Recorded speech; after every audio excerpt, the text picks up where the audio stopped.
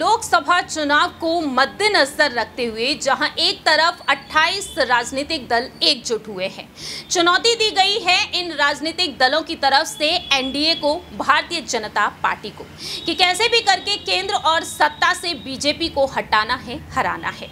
और ऐसे में देखा जाए अब बीजेपी भी अहम दांवपेच खेल रही है और इन चुनावी रणनीतियों के बीच कई दिग्गज नेता हैं जो पाला बदलते हुए भी देखे जा रहे हैं। लेकिन इसी बीच यहाँ पर कई नेताओं को लेकर अटकलें भी तेज हैं कि आखिरकार वह किस लोकसभा सीट से चुनाव लड़ सकते हैं।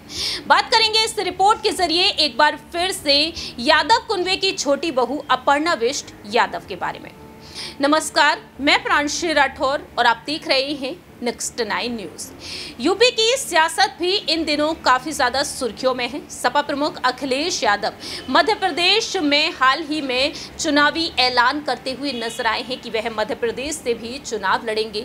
लेकिन दूसरी ही तरफ देखा जाए तो आगामी लोकसभा चुनाव को मद्देनजर रखते हुए भी समाजवादी पार्टी की तरफ से कई ऐलान किए जा रहे हैं। दावे जहां एक तरफ किए जा रहे हैं कि अखिलेश यादव कहीं ना कहीं कन्नौज लोकसभा सीट से चुनाव लड़ सकते हैं, तो वहीं उनकी पत्नी सांसद डिंपल यादव मैनपुरी से उतरती हुई नजर आ सकती हैं। लेकिन सवाल खड़े होते हैं यहां पर बीजेपी नेत्री अपर्णा बिष्ट यादव को लेकर। जी हां, नेताजी की छोटी बहू अपर्णा बिष्ट यादव को लेकर, जो यूपी के विधानसभा चुनाव के दौरान बीजेपी में शामिल हुई और अपर्णा बिष्ट यादव को अब तक बीजेपी में कोई अहम जिम्मेदारी नहीं मिली है। ना ही वह चुनावी प्रचार करती हुई नजर आई हैं और ना ही किसी सीट से वह उतरती हुई देखी गई हैं। लेकिन बीते कुछ दिनों पहले ही अपर्णा बिष्ट यादव ने बीजेपी के 2 दिग्गज नेताओं से मुलाकात की दिल्ली पहुंचकर, और इस वक्त अटकलें तेज हुई कि अपर्णा बिष्ट यादव को मैनपुरी से उतारा जा सकता है या फिर यादव कुनबे के किसी एक सदस्य के खिलाफ किसी एक लोकसभा सीट से बीजेपी मैदान में उतार सकती है।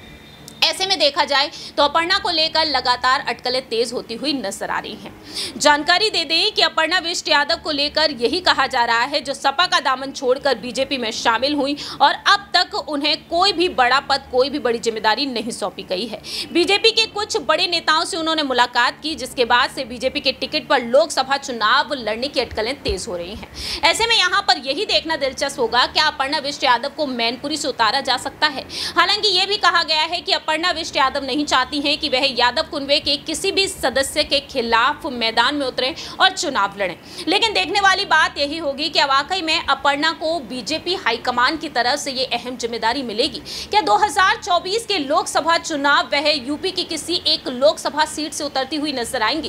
क्योंकि देखा जाए अक्षय यादव को लेकर ऐलान हुआ है कि वह फिरोजाबाद से चुनाव लड़ेंगे। लेकिन अब यहाँ पर ये सवाल उठते हैं कि डिंपल यादव, अखिलेश यादव, शिवपाल सिंह यादव, अक्षय यादव या फिर धर्मेंद्र यादव को अपर्णा बिष्ट यादव क्या वाकई में चुनौती देती हुई नजर आएंगी या फिर नहीं, या फिर बीजेपी की कुछ और ही रणनीति होगी। क्या वाकई में 80 लोकसभा सीटों में से किसी अन्य लोकसभा सीट पर अपर्णा को मैदान में उतारा जाएगा या फिर नहीं?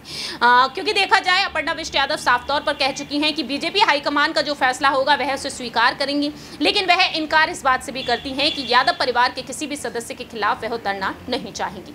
अब देखते हैं कि 24 में अपर्णा को क्या कुछ जिम्मेदारी मिलती है। इस खास रिपोर्ट में इतना ही। बाकी की तमाम अपडेट्स के लिए आप देखते रहिए नेक्स्ट 9 न्यूज।